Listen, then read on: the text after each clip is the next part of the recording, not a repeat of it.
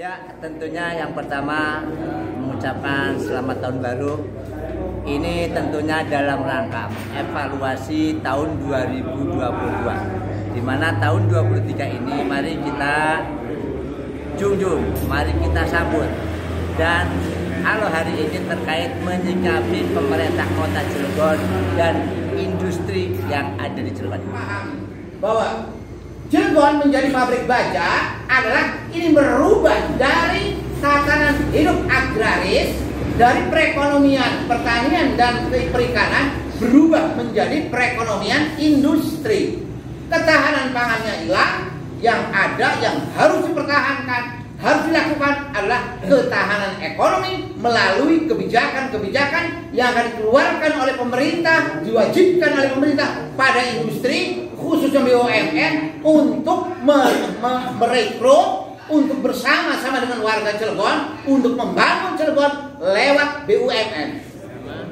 Intinya bagaimana caranya mengkondisikan ormas yang ada di Cilegon biar bersatu, biar kita semua bisa bersinergi. Tak lupa jangan hanya kita memikirkan organisasi kita, tapi kembali lagi ke marwah organisasi yaitu kontrol sosial.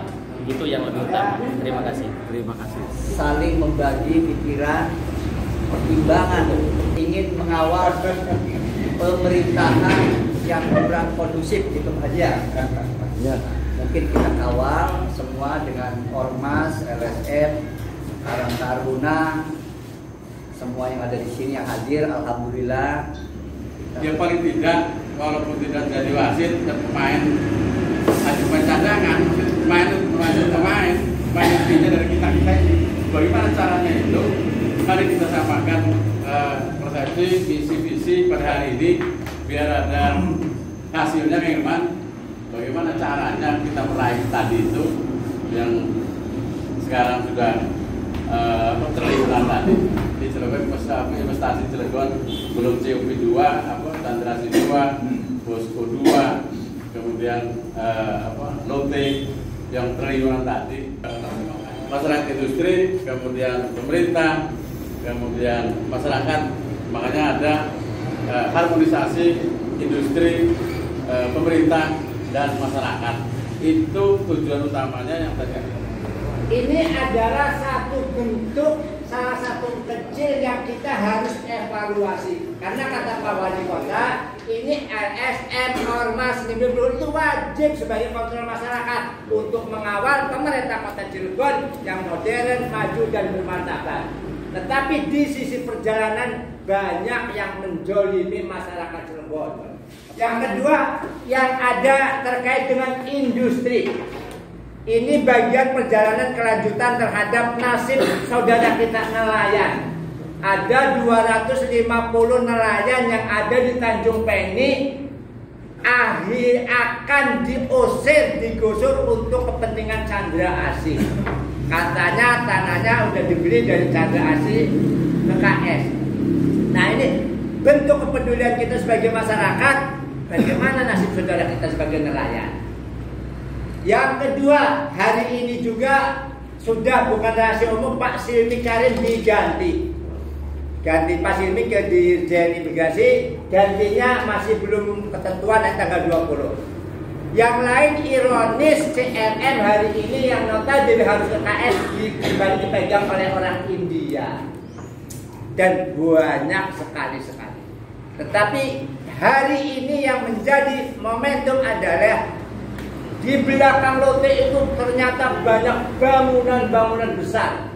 Lote aja perluasan percepatan tuh hampir tambahan 20 triliun. Ada pengembangan posko 50 triliun. Ada pengembangan Chandra Asih itu hampir 100 triliun. Nah, apa kita harus jadi penonton? Kita tidak alergi dengan investor, tetapi mari kita awal, tapi bagaimana kita sehingga hari ini atas inisiatif orang-orang tua kita, tokoh masyarakat, tokoh ulama segala, mari kita merapatkan barisan, membentuk Sekber Ormas Sekota Cilegon. Hari ini alhamdulillah sudah bergabung 15-16 diantara. Bagaimana kita hadir di dalam rangka membantu masyarakat Cilegon yang terzolimi, yang termarginalkan, yang akan difungsikan. Untuk itu sebagai salah orang tua, Pak Direkturin sebagai pengundang, Pak Ustadz, ini yuk bareng-bareng merapatkan barisan, bergandeng tangan menyikapi masalah-masalah itu untuk memberikan arah, tujuan, dan langkah apa yang harus kita lakukan sebagai pembelaan terhadap masyarakat yang terzolimi, baik di dalam lingkungan pemerintah Kota Cilegon maupun di industri. Demikian, yang terhormat Kang Ustadz, waktunya kami persilakan. Assalamualaikum warahmatullahi wabarakatuh. Waalaikumsalam warahmatullahi wabarakatuh. Alhamdulillah wa syukurillah wa la haula wa la quwwata illa billah. Amma ba'du. Yang terhormat saudara kita yang lebih tua dari saya tentunya. Jadi semuanya saja ini bahwa memperjuangkan Cilegon jadi kota madya itu juga seperti membalikan tangan. Yang pertama. Yang kedua, bahwa berubahnya Cilegon dari agraris, ekonomi maritim itu juga tidak seperti membalikan tangan. Republik ini telah membangun kerjasama dengan Uni Soviet. Dan ini ekornya sampai hari ini, di mana pada saat itu sedang terjadi perang dingin antara Uni Soviet dengan sekutunya dan USA dengan sekutunya. Dan ini berkembang sampai hari ini. Ini perebutan wilayah baik darat ataupun laut. Kita ini memiliki laut, selat Sunda. Sunda ini merupakan satu selat yang ramai di dunia, bukan hanya di Indonesia, di dunia. Ini jadi dari hal-hal tersebut kita sebagai masyarakat Cilegon, hal yang harus kita lakukan pertama bahwa tahun 2023 ini adalah tahun politik. Tahun politik dalam rangka menentukan arah tentang kebijakan negara terhadap kedaulatannya. Yang kedua, menentukan arah negara dalam kebijakannya yang sering kita ketahui bersama tentang kesejahteraan rakyat dalam artian masalah perekonomian. Karena ketahanan pangan di negara kita ini, khususnya Cilegon, wilayah kita ini adalah sudah tidak memiliki ketahanan pangan. Artinya pangan itu dibeli. Hanya satu sumber pangan itu adalah hasil dari kita menjadi karyawan, jadi tenaga kerja, dan satu-satunya yang ada di kawasan bawah. Cilegon menjadi pabrik baja adalah ini berubah dari tatanan hidup agraris, dari perekonomian pertanian dan perikanan berubah menjadi perekonomian industri.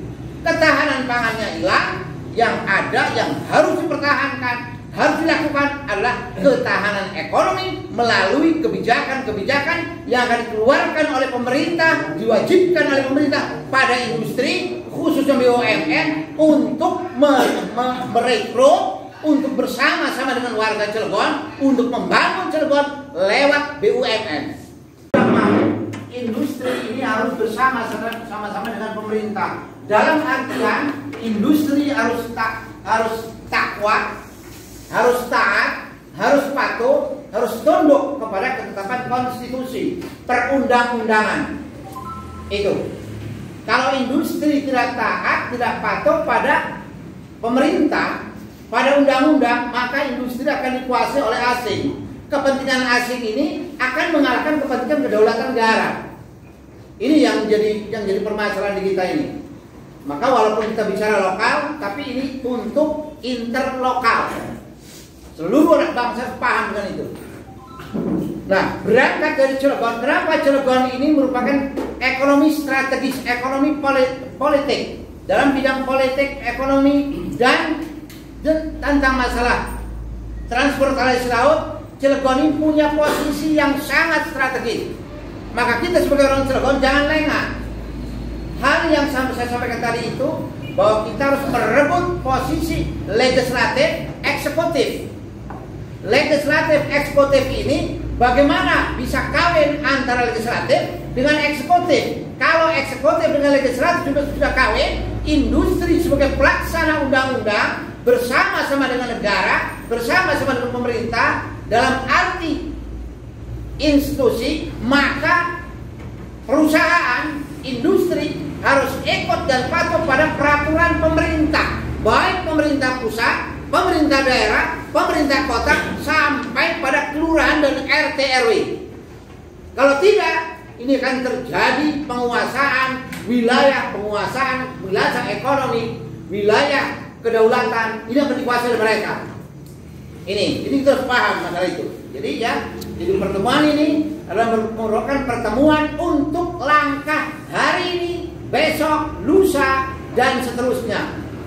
Hari ini menentukan, dan kita akan menjadi konflik dengan sesama kawan, sama saudara.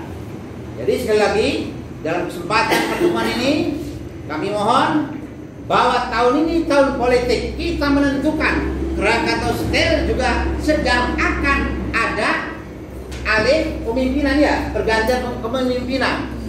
Tentunya kebijakannya pun akan berubah. Banyak investasi yang masuk ke wilayah kita juga masuk ke wilayah BUMN. Jadi jangan sampai kita lengah. Jangan sampai kita lengah. Maka pergerakan kita ini bukan hanya di daerah, tapi kita harus kalau perlu sampai ke pemerintah pusat. Thank you very much. Ya, terima kasih banyak. Senyummu adalah harapanku. Yes. Kebahagiaanmu adalah kebahagiaan kita bersama. Assalamualaikum.